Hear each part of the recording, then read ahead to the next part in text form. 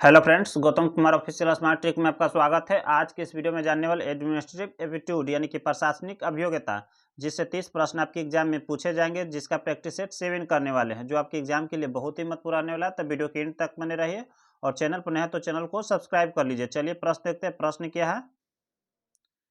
Warden द्वारा छात्रों की को छात्रावास के कमरों के आवंटन को प्रभावी ढंग से कैसे लागू किया जा सकता है? तो चलिए ऑप्शन को देख लेते हैं। तो छात्रों को गुट बनाने और एक कमरे में एक साथ रहने के लिए प्रोत्साहित करना चाहिए तो नहीं। कमरे का आवंटन करते समय छात्रों की प्राथमिकता और अनुकूलता का ध्यान रखना चाहिए तो हाँ। ऑप्शन बी हो सकता है, लेकिन आप लोग चारों ऑप्शन को देखिए पहले। छात्रों को बिना किसी दिशा निर्देश को अपने रूममेट चुनने की अनुमति देना चाहिए तो नहीं। छात्रों की प्राथमिकता पर विचार किए बिना ऐच्छिक रूप से कमरे का आवंटन करना चाहिए तो नहीं। तो राइट आंसर हम लोग का हो जाएगा बी, कमरे का आवंटन करते समय छात्रों की प्राथमिकता और अनुकूलता का ध्यान रखना चाहिए। राइट आंसर बी हो जाएगा। चलिए नेक्स्ट देख लेते हैं प्रश्न। छात्रों के बीच सकारात्मक और मैत्रीपूर्ण माहौल सुनिश्चित करने के लिए वार्डन क्या उपाय कर सकता है? तो गपशप और अफवाहों को प्रोत्साहित करना चाहिए नहीं। अफवाहों को प्रोत्साहित करने से माहौल बिगड़ सकता है छात्रावास में। व्यक्तिगत को बढ़ावा देने और टीम वर्क को हतोत्साहित करना चाहिए तो नहीं। हम लोग का ये गलत हो जाएगा। चलिए दो ऑप्शन हम लोग का भी गलत हो गया है। छात्रों को एक दूसरे से अलग रखना, ये भी गलत हो गया। टीम निर्माण गतिविधियों का आयोजन करना और सहयोग को प्रोत्साहित करना एक छात्रावास संचालन में महत्वपूर्ण भूमिका निभा सकता है। चलिए नेक्स्ट देख लेते हैं प्रश्न। छात्रों में पर्यावरण के प्रति जागरूकता बढ़ाने में छात्रावास वार्डन की क्या भूमिका हो सकती है? तो पानी और ऊर्जा संसाधनों का अधिक उपयोग को प्रोत्साहित करना चाहिए तो नहीं। हम लोग का ऑप्शन ए गलत हो गया। छात्रों को पर्यावरण कार्यक्रमों में भाग लेने से हतोत्साहित करना चाहिए तो नहीं। ये भी गलत हो जाएगा हम लोग का। ऑप्शन सी देख लेते हैं। छात्रावासों में पर्यावरण जागरूकता अभियान आयोजित करना और अस्थायी प्रथाओं को बढ़ावा देना तो हाँ। राइट आंसर हो जाएगा हम लोग का कौन सा? सी, पर्यावरण संबंधी चिंताओं को नज़रअंदाज करना। तो ये तो हम लोग का यही गलत हो गया, यानी कि ऑप्शन हम लोग का राइट सी आंसर हो जाएगा। चलिए नेक्स्ट देख लेते हैं प्रश्न। किस प्रक्रिया द्वारा छात्रावास में स्वच्छता सुनिश्चित की जा सकती है? चलिए ऑप्शन देख लेते हैं हम लोग। साप्ताहिक और मासिक आधार पर छात्रावास की साफ सफाई कराकर तो नहीं। सप्ताह में करवाकर या महीने में एक बार करवाकर तो इस तरीके से हम लोग नहीं कर सकते हैं। नियमित निरीक्षण और मूल्यांकन के द्वारा किया जा सकता है। राइट आंसर हो जाएगा हम लोग का कौन सा? बी, नियमित निरीक्षण के दौरान सभी क्षेत्रों पर ध्यान न देकर विशेष क्षेत्रों पर ध्यान देना चाहिए तो नहीं। सभी क्षेत्रों पर ध्यान देना चाहिए था, तो हम लोग का सी ऑप्शन भी गलत हो गया। ऑप्शन बी हम लोग का भी राइट है। अभी और देख लेते हैं। कचरे का पुनर्चक्रण और गैर पुनर्चक्रण विभाजित नहीं करना, तो इससे भी नहीं किया जा सकता। चलिए राइट आंसर हो जाएगा हम लोग का बी।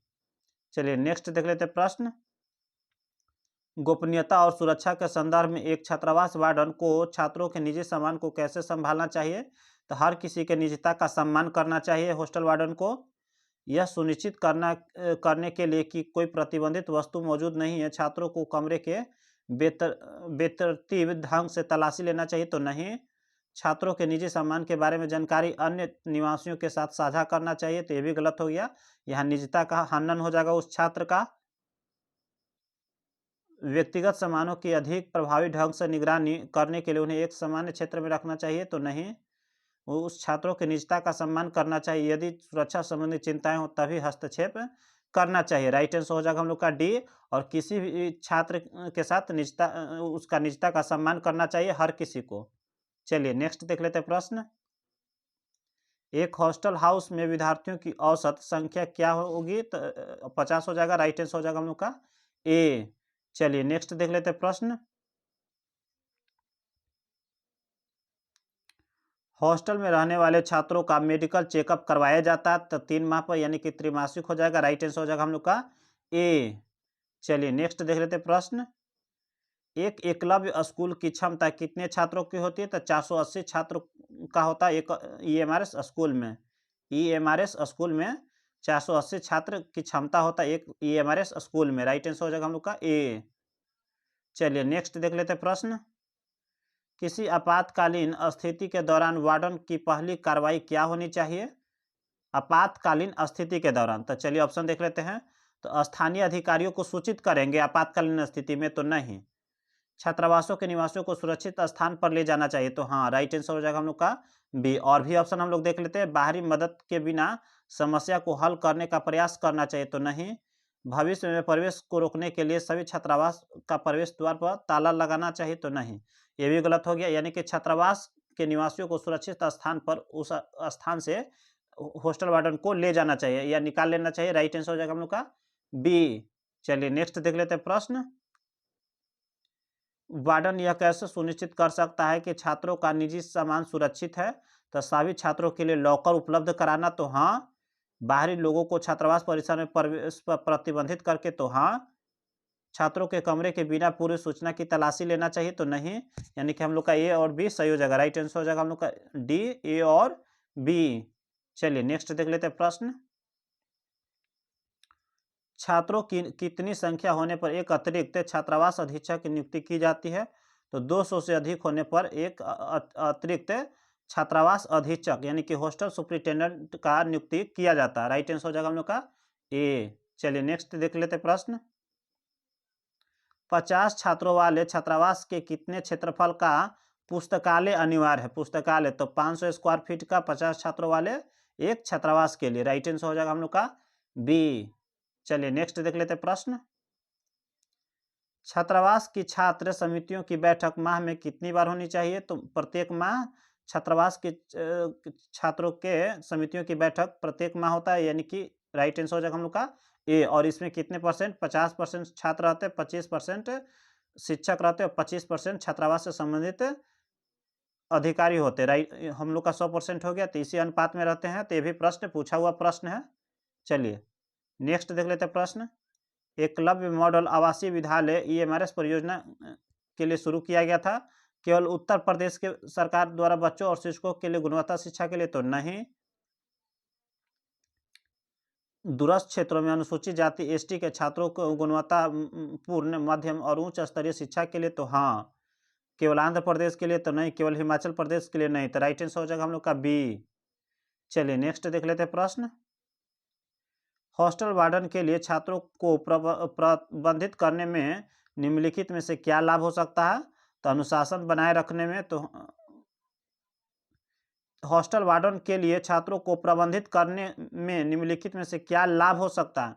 तो अनुशासन बनाए रखने में, छात्रों से निरंतर संवाद में, उनकी आवश्यकता और मांगों पर गंभीरता से विचार करना। राइट आंसर हो जाएगा हम लोग का डी। चलिए नेक्स्ट देख लेते हैं प्रश्न। चलिए नेक्स्ट देख लेते प्रश्न। छात्रावास के सभी कर्मचारियों की हाजिरी ली जाती है, किसके द्वारा ली जाती है?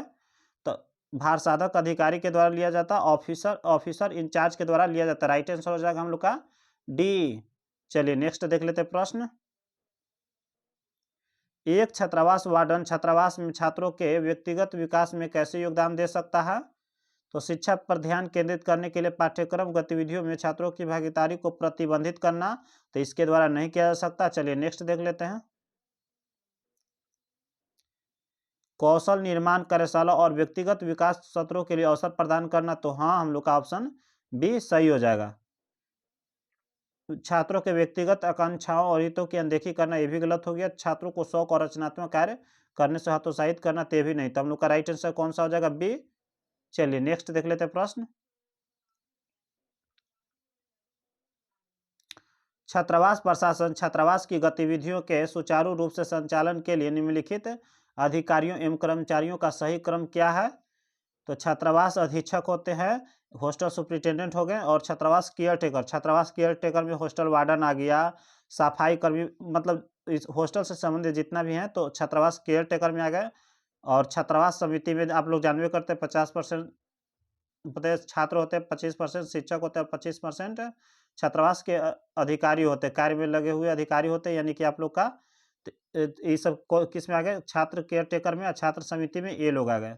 हम लोग का राइट आंसर होने वाला ए, छात्रावास अधीक्षक, छात्रावास केयर टेकर और छात्रावास छात्र समिति। चलिए नेक्स्ट देख लेते हैं प्रश्न। मैं अपने हॉस्टल के कमरे को कैसे साफ रखूं? तो बेड साइड टेबल साफ करके तो हाँ, बाथरूम साफ करके तो हाँ, अलमारी और किताबों की अलमारी साफ करके तो हाँ। यानी कि इन सभी उपयुक्त हम लोग का राइट आंसर हो जाएगा डी, इन सभी के द्वारा किया जा सकता है। चलिए नेक्स्ट देख लेते हैं प्रश्न। छात्रावास में कौन सी वस्तु ये प्रतिबंधित है? तो शराब प्रतिबंधित है, सही हो जाएगा। तंबाकू प्रतिबंधित है, मांसाहारी भोजन प्रतिबंधित, यानी कि उपयुक्त हम लोग का राइट आंसर हो जाएगा कौन सा, तो डी हो जाएगा। चलिए नेक्स्ट देख लेते हैं प्रश्न।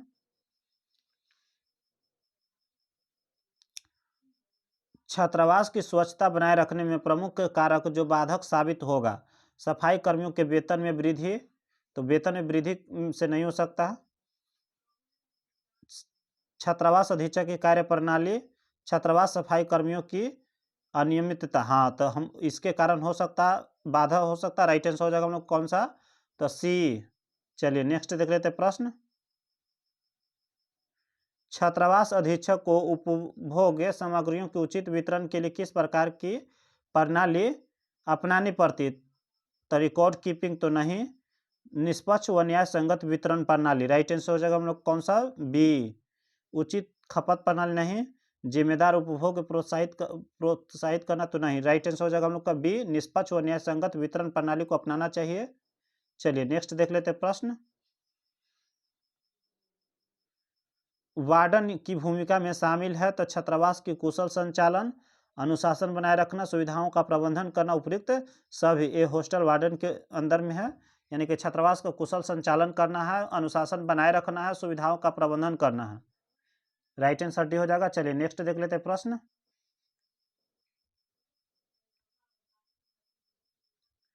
छात्रावास सामग्रियों की खरीद फरोख्त में किस बात का होना नितांत आवश्यक होता है, तब बातचीत का, कौशल का, लागत प्रभावशीलता के, यानी उपयुक्त हम लोग का राइट आंसर हो जाएगा डी।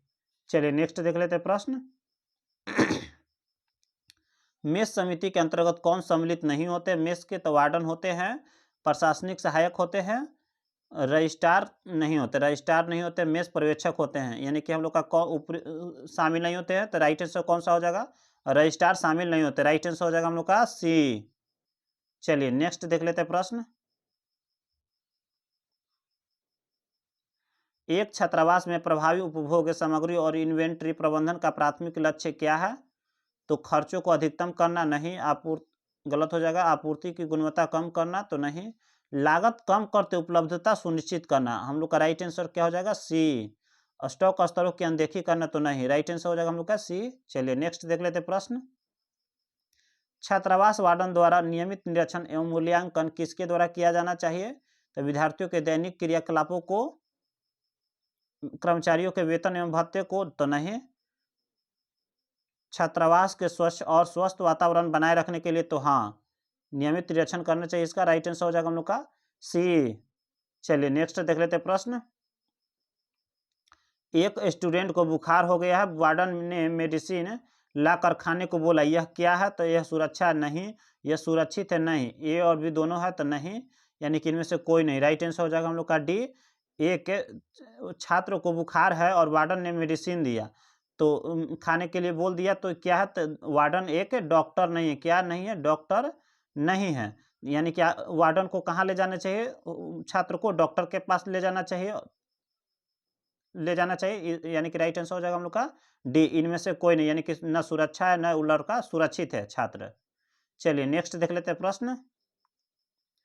सुरक्षा का मतलब क्या होता है, जोखिम या चोट लगने की संभावना से सुरक्षित होने की स्थिति तो हाँ, खतरे या खतरे से मुक्त होने की अवस्था तो हाँ, यानी कि उपयुक्त राइट आंसर हो जाएगा हम लोग का ए और बी दोनों। चलिए नेक्स्ट देख लेते हैं प्रश्न।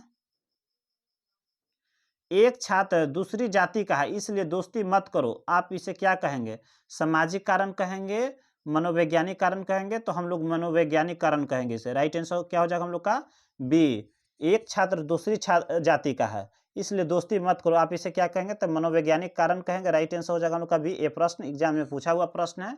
चलिए आज के लिए इतना ही, जय हिंद।